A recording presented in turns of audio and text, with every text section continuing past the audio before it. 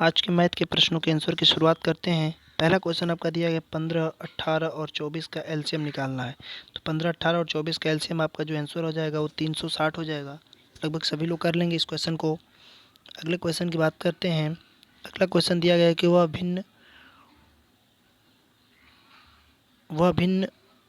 वह कौन सी भिन्न है जिसे 1/2 में से घटाया जाए तो 2/3 इसका मान होगा। तो आपको करना क्या है, 1/2 कर लेना है, माइनस एक्स घटा लेना है, इज इक्वल टू 2/3 कर देना है।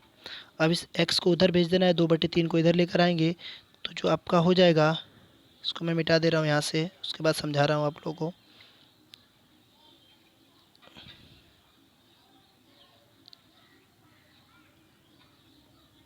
उसके बाद आपको क्या करना है, यहाँ पर लिखेंगे कैसे, आप लोग लिखेंगे 1/2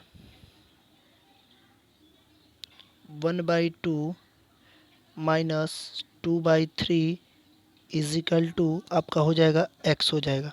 इन दोनों का एलसीएम ले लेंगे तो इन दोनों का एलसीएम जो होगा वो हो जाएगा 6। तो 6 एलसीएम हो जाएगा। तो मैं यहाँ पर कर दे रहा हूँ इसको, एलसीएम 6 हो जाएगा। तो 2 में 3 से भाग देंगे आप लोग 2 में 6 से भाग देंगे तो 3 टाइम जाएगा। और उसके बाद 3 में 6 से भाग देंगे तो 2 टाइम, और 2 से गुणा कर लेंगे तो -4। जैसे ही आप इसको घटाएंगे तो आपको आंसर मिल जाएगा -1/6, और ये आपका आंसर हो जाएगा। तो -1/6 जो होगा वो आपका ऑप्शन नंबर डी में हो जाएगा, 1/6। ठीक, फिर से इसको एक बार समझ लीजिए। आपको करना क्या है कि 1/2 में -x घटाना है, और उसके बाद आपको 2/3 प्राप्त हो जाएगा। इस x को इक्वल के इधर भेज देंगे तो ये प्लस में हो जाएगा, और 2/3 प्लस में है तो इक्वल के इधर आएगा तो ये माइनस में हो जाएगा, और ये इधर जाएगा तो ये प्लस में हो जाएगा। अब इन दोनों के इक्वेशन को सॉल्व कर लेंगे तो आपको मिल जाएगा -1/6। अगले क्वेश्चन की बात करते हैं।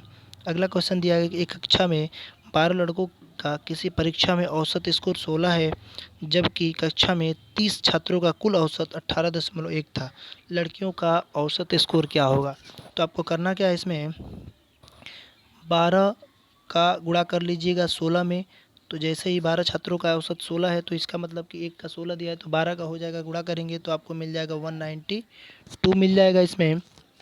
उसके बाद आपको करना क्या है, इसमें आगे करना है। फिर 30 बच्चे हैं, टोटल 30 हैं, लड़के और लड़कियां मिलाकर, इनका एवरेज दिया है 18.1। इन दोनों का मल्टीप्लाई अगर करेंगे तो आपके पास जो वैल्यू मिलेगा वो मिलेगा लगभग 543 मिलेगा। अब इन दोनों का डिफरेंस जैसे ही करेंगे तो डिफरेंस करेंगे तो आपको मिल जाएगा 351 हो जाएगा। और यहाँ से 12 तो लड़के हैं और 30 टोटल बच्चे हैं, तो जैसे ही आप 30 में से 12 को माइनस करेंगे तो 18, यानी कि लड़कियाँ जो है वो कितनी है, 18 हैं। बस इन्हीं का एवरेज पूछ रहा है। तो 351 में जैसे ही आप 18 से डिवाइड करेंगे तो आपको जो आंसर मिलेगा वो मिल जाएगा 19.5 हो जाएगा आंसर। एक बार फिर से समझ लीजिए, आपको 12 लड़कों का एवरेज दिया है 16, तो 12 में 16 से गुणा करेंगे तो 192 मिलेगा। और टोटल बच्चों का एवरेज दिया है 18.1 दिया है, तो इसमें मल्टीप्लाई करेंगे तो 543 मिल जाएगा। 30 में से 12 को माइनस कर देंगे क्योंकि 12 जो है वो बॉयज़ हैं, तो 30 टोटल बच्चे हैं। जैसे ही 12 बॉयज़ को हटा देंगे तो आपको जो मिलेंगे वो गर्ल मिलेंगे, तो 18 गर्ल मिलेंगे, और इनमें से सभी को माइनस कर देंगे तो आपके मिलेंगे 351, ये लड़कियां हो जाएंगी। इन्हीं का एवरेज पूछा गया है, तो आपका आंसर हो जाएगा 19.5। अगले क्वेश्चन की बात करते हैं। अगला क्वेश्चन दिया है कि एक ठोस घन की भुजा 7 सेंटीमीटर है, इनमें से एक 7 सेंटीमीटर ऊंची और 3 सेंटीमीटर त्रिज्या वाली एक शंकु आकृति काटकर निकाली जाती है। शेष बचे ठोस आयतन ज्ञात करना है। तो आपको मालूम है कि घन का आयतन के लिए, घन का आयतन आपका फार्मूला होता है a³ होता है। तो आपको दिया है कितना है, 7 दिया है, तो 7 का जैसे ही आप क्यूब करेंगे तो इसका मतलब कि 343 आपको इसका आयतन मिल जाएगा उस टोटल घन का। यानी घन आपका कुछ इस तरीके से बनेगा, कुछ इस तरीके से घन आपका बनेगा। और इसी में आपको एक शंकु दिया हुआ है, उसी शंकु को काट कर आपको इसमें से निकालना है। और पूछा गया है कि जब उस शंकु को आप निकाल देंगे तो इस शेष हिस्से जो बचा हुआ है इसका आपको आयतन क्या होगा। तो आपने घन का आयतन निकाल लिया 343।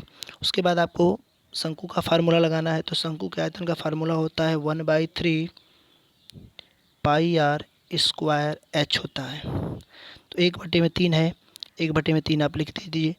पाई की वैल्यू होता है 22/7 होता है। आपको इसका रेडियस दिया हुआ है कितना 3, तो 3 × 3 कर लीजिए। और उसके बाद आपको दिया हुआ है उसकी हाइट कितना दिया है 7, तो 7 कर लीजिए। अब इन सभी को 7 से 7 ये कट जाएगा, 3 से ये 3 कट जाएगा, 22 में 3 से गुणा कर लेंगे तो 22 में कितना हो जाएगा 66।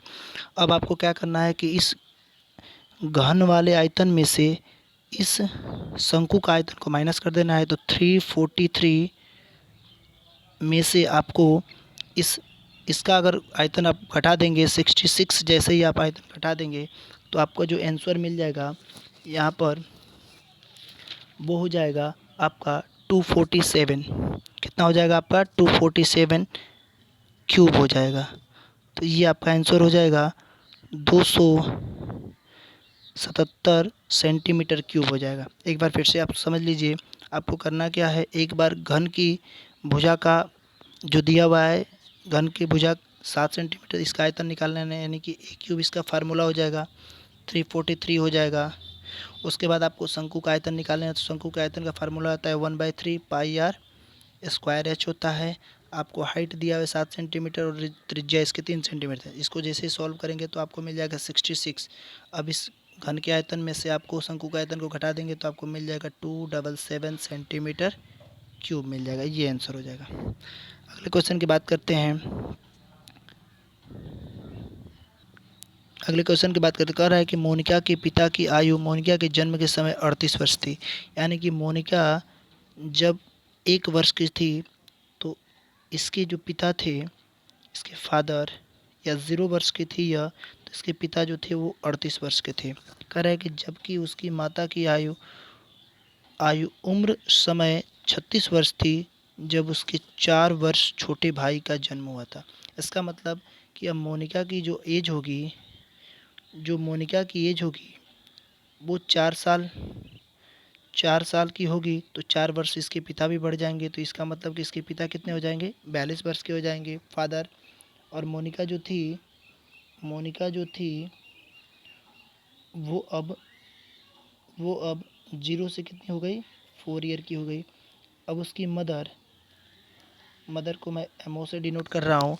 मदर जो है उसकी कितनी एज की है 36 वर्ष की है। और उसका जो ब्रदर है भाई, वो अब कितना है, जब उसके जब उसके 4 वर्ष छोटे भाई का जन्म हुआ, 4 वर्ष बाद उसके छोटे भाई का, यानी कि ये जब इसका भाई जो होगा वो 0 वर्ष का होगा, 4 वर्ष छोटे भाई का जन्म हुआ जब उसके 4 वर्ष, तो इसका मतलब ये मोनिका के 4 वर्ष के बाद इसके भाई का जन्म हुआ। तो अब ये पूछ रहा है आपका कि उसके माता और पिता की आयु के बीच अंतर कितना होगा। तो उसके पिता की उम्र 42 वर्ष है, उसकी माता की उम्र कितनी है 36 वर्ष है। इन दोनों का डिफरेंस करेंगे तो आपको मिल जाएगा कितना 6 वर्ष मिल जाएगा। ये आंसर हो जाएगा आपका। अगले क्वेश्चन की बात करते हैं। इसमें अगला क्वेश्चन दिया हुआ है, इसमें इसको सॉल्व करना है। तो आपको करना क्या है, 70 और 90 को जैसे ही जोड़ेंगे तो आपको मिल जाएगा 160। 160 में जैसे 80 माइनस करेंगे तो आपको मिल जाएगा यहाँ पर 80। 270 में जैसे 80 को माइनस करेंगे तो आपको मिल जाएगा 190। और 190 जैसे ही 510 में से 190 को आप माइनस करेंगे तो आपको मिल जाएगा यहाँ पर कितना 320। इस स्थान पर 320 मिल जाएगा। और 2550 में से 320 को जैसे ही आप माइनस करेंगे तो आपको आंसर जो मिल जाएगा वो मिल जाएगा 2230। ये आपका आंसर हो जाएगा, जो कि आपका ऑप्शन नंबर ए हो जाएगा। बात करते हैं अगले क्वेश्चन की। दिया हुआ है कि व्यंजक x² + ax + b को यदि x - 3 से विभाजित किया जाता है तो शेष, ये आपका शेष है, ध्यान देंगे इसको, शेष आपका 22 प्राप्त होगा। और व्यंजक x² + bx + a को जब x - 3 से विभाजित किया जाता है तो शेष 24 प्राप्त होता है। तो a + b का मान होगा। तो ध्यान देना है आपको कि देखिए आपको यहाँ पर समीकरण दिया है x - 3, यानी कि x को जैसे ही आप सॉल्व करेंगे तो x बराबर क्या मिल जाएगा आपको 3 मिल जाएगा। तो जहाँ जहाँ आपको x दिया वहाँ उसकी वैल्यू रखती जाइए।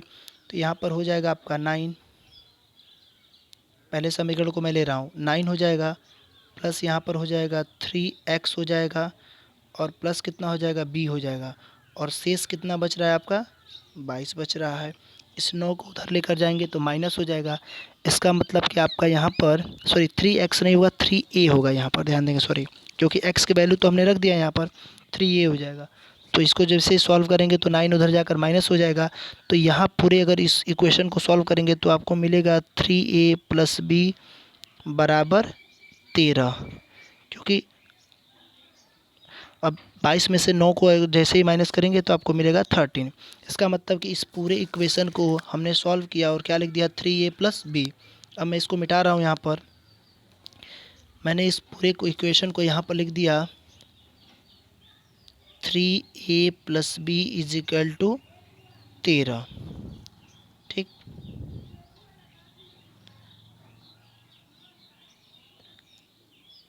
थ्री ए + b = 13। अब जैसे ही आप इसको सॉल्व करेंगे तो यहाँ पर भी आपको x बराबर 3 हो जाएगा। तो इसका मतलब इसको सॉल्व करेंगे तो ये हो जाएगा 9 + 3b + a = 24 में से जैसे ही आप 9 को माइनस कर देंगे यहाँ पर 24 हो जाएगा, क्योंकि शेष आपका 24 बच रहा है। तो जैसे ही 24 को माइनस कर देंगे तो आपको यहाँ पर मिलेगा 3b + a = 15, जिसको हम लोग सही से चाहेंगे तो लिख सकते हैं कैसे a + 3b = 15। ये हो जाएगा आपका 15 हो जाएगा यहाँ पर। अब इसको आप थोड़ा सा इसको इरेज कर लिया जाए यहाँ पर।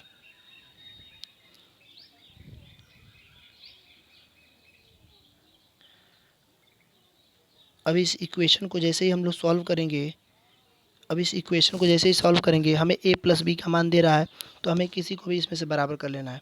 तो मान लीजिए मैंने यहाँ से 3 में मल्टीप्लाई कर दिया तो ये हो जाएगा आपका, जैसे 3 से करेंगे तो ये हो जाएगा 9a और ये हो जाएगा 3b और ये हो जाएगा 13 39। मैंने डायरेक्ट यहाँ पर लिख दिया। अब इसको आप सॉल्व करेंगे तो 9 जैसे इसको माइनस कर देंगे तो 9a में से a घटेगा तो 8a बचेगा, 3b कैंसिल हो जाएगा और 39 में से जैसे ही आप 15 को माइनस करेंगे तो आपको मिल जाएगा यहाँ पर 24 मिल जाएगा। तो अब यहाँ पर a = कितना हो जाएगा 8 3 के 24 यानी कि 3 मिल गया। आपको a बराबर कितना मिल गया 3 मिल गया। बस आपको करना क्या है, इस समीकरण को सॉल्व कर देना है। यहाँ पर मान लीजिए दूसरे समीकरण को हमने ले लिया a + 3b = 15 दिया है, तो a की वैल्यू हमने क्या निकाल लिया 3 निकाल लिया। जैसे हम यहाँ पर a के स्थान पर 3 रखेंगे तो ये 3 इधर जाकर 15 में से माइनस हो जाएगा और बच जाएगा आपका कितना, यहाँ पर बच जाएगा 12। तो हम यहाँ पर क्या लिख सकते हैं कि 3a = 12, b 3b नहीं 3a नहीं 3b लिखेंगे। तो b = हमें कितना हो जाएगा 3 में 12 से भाग देंगे तो कितने टाइम जाएगा 4 टाइम जाएगा।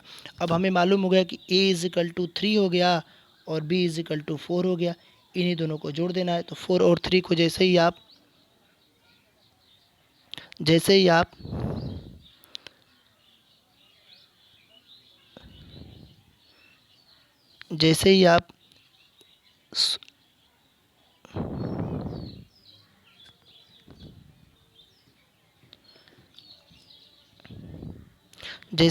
अगर इसको सॉल्व करेंगे तो आपका a + b = हो जाएगा 3 + 4 = 7। ये आपका आंसर हो जाएगा।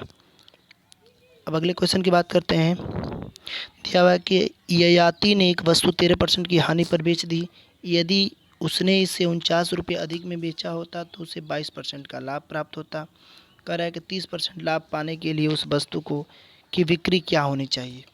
तो बस आपको करना क्या है, मान लीजिए उसका CP जो था 100 था, 13% जैसे ही उसको लॉस किया, इसका मतलब कि कितने में बेच दिया 87 में बेच दिया।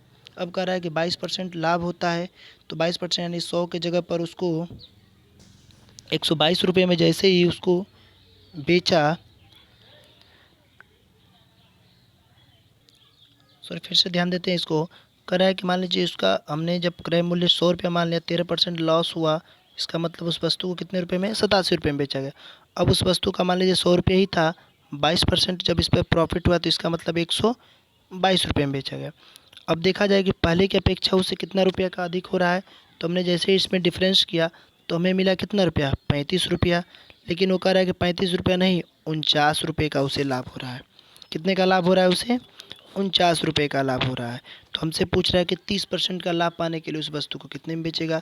तो आपको करना क्या है, 35 बराबर इस तरीके से लिख लेना 49, 30% लाभ कमाना है, इसका मतलब कि 130 हो जाएगा। तिर्यक गुणा कर देंगे तो तिर्यक गुणा करेंगे तो ये 49 है। अब ये 35 जो है बटे में हो जाएगा 49 और 130 मल्टीप्लाई में हो जाएगा। तो घटाएंगे कैसे, 7 से घटा लेंगे, 7 पचे 35 और 7 सते 49, यहाँ पर 7 हो जाएगा। और 5 से जैसे 130 को कैंसिल करेंगे तो आपका कटेगा कितनी बार में, 5 दूना को 10 और 5 छक 30, और जैसे ही 26 में 7 से गुणा करेंगे तो आपको मिल जाएगा 182, 7 छक 42, 2 कैरी 4 और 7 दूना को 14 और 4 18। तो इसका मतलब कि उसका जो विक्रय मूल्य होना चाहिए वो कितने रुपए का होना चाहिए, 182 का होना चाहिए। ठीक, बात करते हैं अगले क्वेश्चन की। अगले क्वेश्चन की बात करते हैं। कह रहा है कि एक मिनी वैन उसी दिशा में जा रही है जिस दिशा में 4.8 किलोमीटर प्रति घंटे और 6 किलोमीटर प्रति घंटे की गति से दो व्यक्ति दिशा में जा रहे हैं। तो आप जानते हैं कि अगर एक ही दिशा में कोई चलते हैं व्यक्ति तो उनके चालों को क्या कर देते हैं, हम लोग घटा देते हैं। तो मान लीजिए उस विनी जो वैन है, उस वैन की स्पीड क्या थी, आपकी एस थी। पहले व्यक्ति को उसने कितने में, 4.8 में वो कर रहा है, क्रॉस कर रहा है। तो हमने इसको घटा दिया और दूरी बराबर होता क्या है, 4 गुणा समय। कितना समय लग रहा है उसे, 4.5 सेकेंड का समय लग रहा है। बराबर कर लीजिए आप, क्योंकि दोनों में कंडीशन में दूरियां क्या होगी, उसके लिए बराबर होगी। अब कह रहा है कि अगले वाले व्यक्ति को भी उसी तरीके से s -6 और इंटू कितना हो जाएगा, 9 हो जाएगा। अब यहाँ से घटा लेंगे तो इसको 45 से घटाएंगे तो 45 दूना को 9 हो जाएगा। इसका मतलब कि अब यहाँ से गुणा कर लेंगे तो s - 4.8 हो जाएगा, इजिकल टू यहाँ से करेंगे तो 2s -6 दूना को 12 हो जाएगा। अब इस s को इधर भेज दीजिए, 12 को इधर भेज दीजिए। तो जैसे ही आप घटाएंगे तो s इजिकल टू आपको जो मिलेगा वो 12 में से जैसे ही आप इसको घटा देंगे 4.8 को तो आपको मिल जाएगा 7.2 मिल जाएगा। अब आपसे दूरी पूछा गया है तो आप किसी भी समीकरण को उठा लीजिए, या तो आप इस समीकरण को उठा लीजिए या तो दूसरे वाले समीकरण को उठा लीजिए। तो मान लीजिए मैंने पहले वाले समीकरण को उठा लिया तो 7.2 है, 7.2 में से 4.8 को जैसे ही आप डिफरेंस करेंगे तो आपको मिलेगा 2.4 मिलेगा। अब चूंकि ये किलोमीटर प्रति घंटे में है तो इसको आप मीटर प्रति सेकंड में कन्वर्ट करेंगे, क्योंकि आंसर आपका मीटर में दिया है तो 5/18 हो जाएगा। और इंटू आपको जो समय दिया है वो कितना दिया है, 4.5 दिया है। अब इसको घटा लीजिए, 6 से घटाएंगे तो 6 तिया 18 और 6 चौको को 24.4 हो जाएगा यहाँ पर। और 3 से इसको घटाएंगे तो 15 तिया 45, इसका मतलब 1.5 हो जाएगा। अब आपके पास जो बचा हुआ है, मैं यहाँ पर ऊपर लिख दे रहा हूँ, आपके पास जो बचा हुआ है 0.4 इंटू आपके पास बचा हुआ है 5 और इंटू आपके पास बचा हुआ है 1.5। तो जैसे ही आप इसमें गुणा करेंगे तो 5 चौको को 20 हो जाएगा, यानी कि 20 का मतलब कि 2 सिर्फ हो जाएगा। और जैसे ही 15 में से 2 से गुणा करेंगे तो 15 दूना को 30, दशमलव एक स्थान पर रख देंगे। इसका मतलब कि आपका जो आंसर हो जाएगा वो कितना हो जाएगा, 3 मीटर हो जाएगा। इसको थोड़ा सा ध्यान से अच्छे से समझ लीजिए कि उस मिनी वैन की जो स्पीड मान लेंगे एस मान लेंगे, और दोनों एक ही दिशा में चल रहे हैं तो इनकी चालों को अंतर करेंगे, और विपरीत अगर चलते हैं तो इनकी चालों को क्या कर देते हैं, हम लोग जोड़ देते हैं। अगले क्वेश्चन की बात करते हैं। अगले क्वेश्चन में आपको 4096 का वर्गमूल दिया हुआ है, तो आपको कैसे करना है वर्गमूल, मैंने आप लोगों को सिखाया भी है, ध्यान देंगे। हमने बताया था कि पीछे से पेयर बनाते हैं। अब आपको एक ऐसी संख्या मानना है जो इसके करीब रहे, या तो बराबर रहे या तो इससे कम रहे। तो आप 6 मानेंगे तो 6 यहाँ पर करेंगे तो 36 हो जाएगा। घटाएंगे तो कितना बचेगा 4, उतनी ही संख्या जितनी संख्या से अपने गुणा के यहाँ पर जोड़ देंगे, 6 6 12 हो जाएगा। इसको उतार लेंगे, 96 हो जाएगा। अब एक ऐसी संख्या रखना है कि जिसको यहाँ पर रखेंगे और यहाँ पर भी रखेंगे और इसके नीचे भी रखेंगे। तो हम अगर 4 रखते हैं तो 4 नीचे रखेंगे तो 4 में 4 से गुणा करेंगे तो 4 चौको 16, कैरी आपके पास 1 बचेगा। 4 से आप 2 में गुणा करेंगे तो 4 दूना को 8 और 1 कैरी 9, 4 एकम में 4। इसका मतलब कि इसका आपका वर्गमूल हो जाएगा 64, ऑप्शन नंबर बी हो जाएगा। अगले क्वेश्चन की बात करते हैं। कह रहा है कि एक बैंक में 825 रुपये जमा किया जिसमें 60% वार्षिक साधारण ब्याज का वादा दिया गया, 5 साल बाद उसे कितने रुपये ब्याज मिलेगा। तो आपको साधारण ब्याज बराबर फार्मूला मालूम है, आई इजिकल टू होता है P into R into T by 100 होता है आपका फार्मूला। कर लीजिए इसको, ब्याज आपको दिया हुआ मूलधन आपको दिया हुआ है 825, रेट आपको 8 दिया हुआ है, समय आपको 5 दिया है, बटे में 100 कर लीजिए। 5 से कटा लेंगे, इसको 20 बार में कटेगा। 4 से कटा लेंगे तो 4 दूना को 8, 4 पंजे 20, और 5 से इसको जैसे कटाएंगे तो 5 एकम में 5, 3 और 2 बचेगा 32, 5 36, 5 पचे 25, और 165 में जैसे ही 2 से आप गुणा कर लेंगे तो आपको जो आंसर मिल जाएगा वो हो जाएगा 2 पंजे 10, 2 छक 12, 1 13, तो एक में 2 और 1 3, 330 रुपया हो जाएगा। ऑप्शन नंबर आपका डी हो जाएगा। अगले क्वेश्चन की बात करते हैं। आपसे माध्यिका पूछा गया है, तो माध्यिका भी मैंने आप लोगों को पढ़ा है। माध्यिका, बहुलक और माध्य, ये सभी चीज़ें मैंने पढ़ा है।